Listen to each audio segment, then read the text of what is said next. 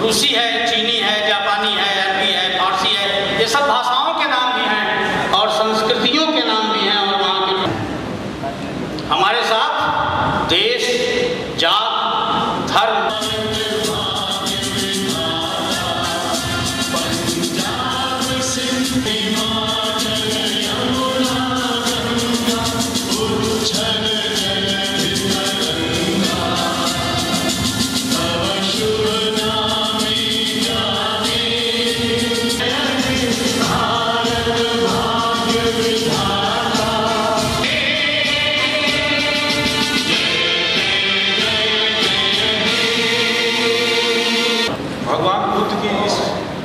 परम पूज्य अध्यक्ष जी, प्रमुख अतिथि,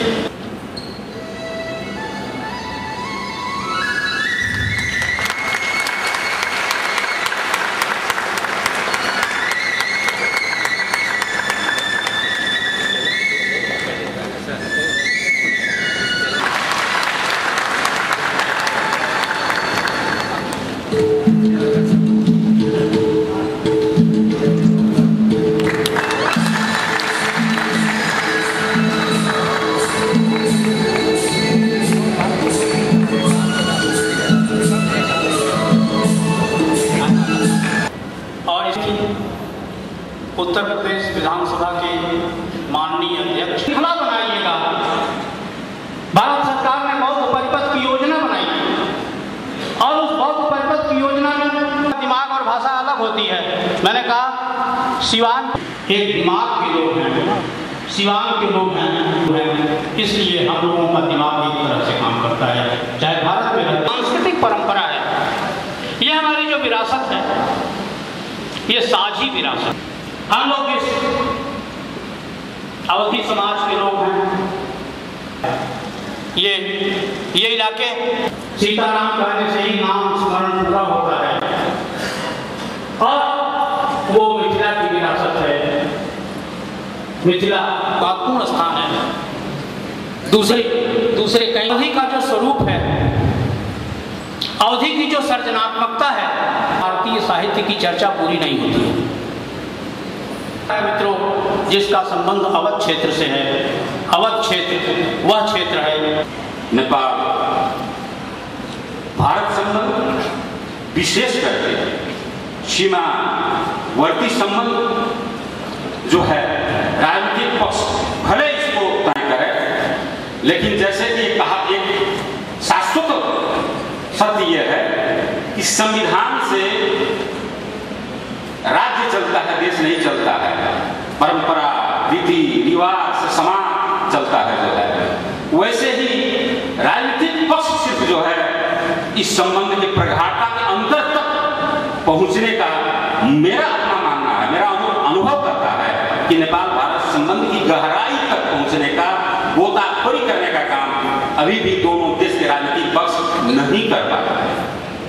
मैं अंडरलाइन करके कहता हूं ये बात, आज के दिन तक जितनी गहराई में ये मित्रता, जितना बहुआयामिक है, सिर्फ राजनीतिक पक्ष जो है उस गहराई तक नहीं पहुंच पाया। माननीय विधानसभा, we are very close, but sometimes like when wife gets upset, there is tension. When husband gets upset, there is a tension. But how to maintain that close relationship with open border? I think that is where we all need to focus on. हामीले त्यहाँ नै केन्द्रित भएर आउनुपर्छ र मलाई लाग्छ मभन्दा पनि यहाँ विश्वविद्यालयको व्यक्तित्वहरू आउनुभएको छ, राजनीतिक व्यक्तित्वहरू आउनुभएको छ, उहाँहरूले धेरै बाटोमा उजागर गर्नुहुन्छ। तर चुनौती पनि यस अर्थमा पनि भन्छु, धेरैमा हामीहरू के छ भन्दाखेरि नासमझीहरू छ, एकदम असमझदारीहरू छ। इसमें दो ही बात मैं कहना चाहूँगा। जैसे नेपाल और भारत की हम लोग बात करते हैं तो एक से एक महान विभूति पैदा हुए, कवि पैदा हुए, साहित्यकार पैदा हुए। जैसे नेपाल में गौतम बुद्ध पैदा हुए, सीता पैदा हुई, भारत में राम कृष्ण पैदा हुए।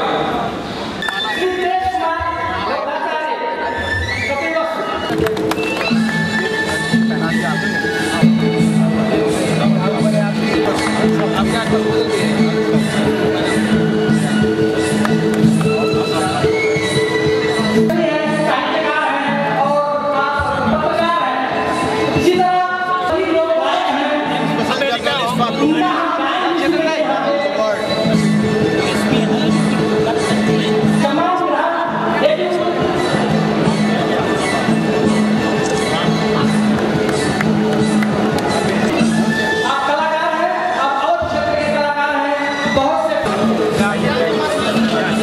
और तब नहीं लगता था कि इतनी जल्दी ये संस्था इस रूप में हम सबको कहीं निकट भविष्य में दिखाई देगी। कुछ ऐसी होती है जिसे हम खत्म नहीं कर सकते हैं, लेकिन कुछ चीज़ें उसमें ऐसी जुड़ जाती हैं जिससे दोस्ती और प्रगाढ़ हो जाती है। ये भौतिक दुख है। अगर हम इसमें सिर्फ भावनाओं के आधार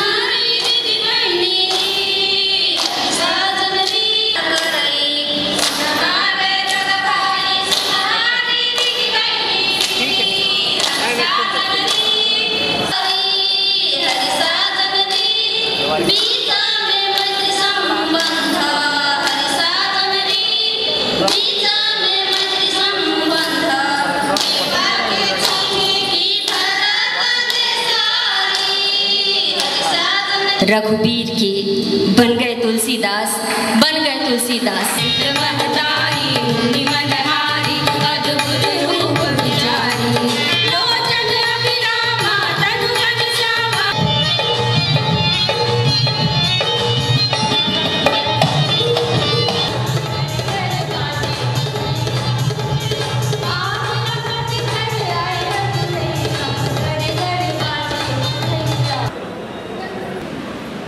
आज के संदर्भ में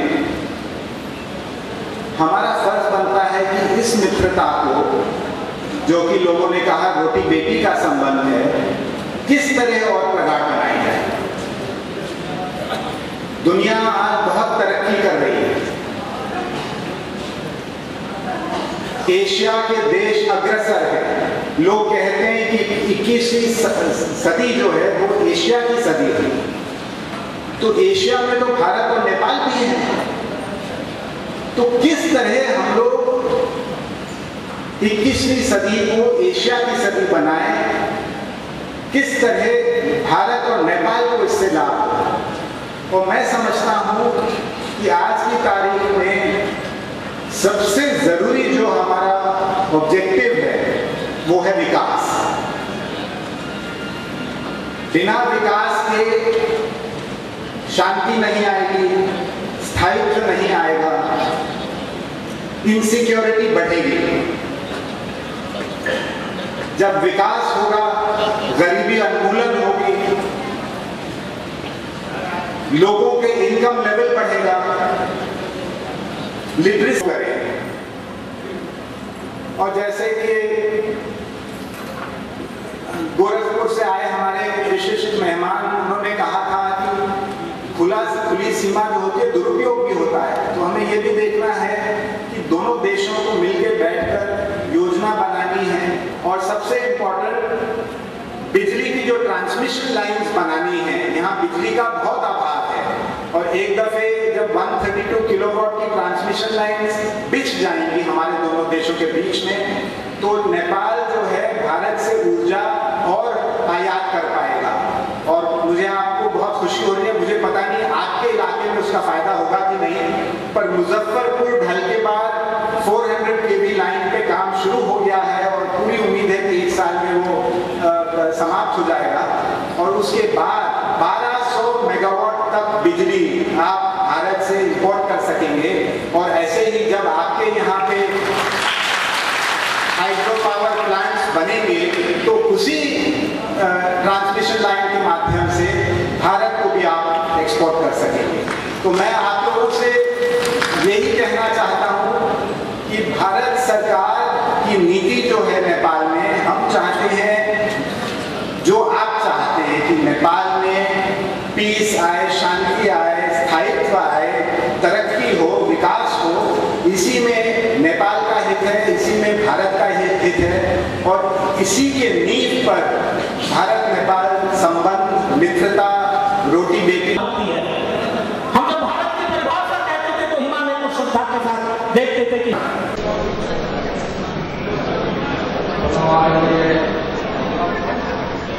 इस आयोजन के अध्यक्ष,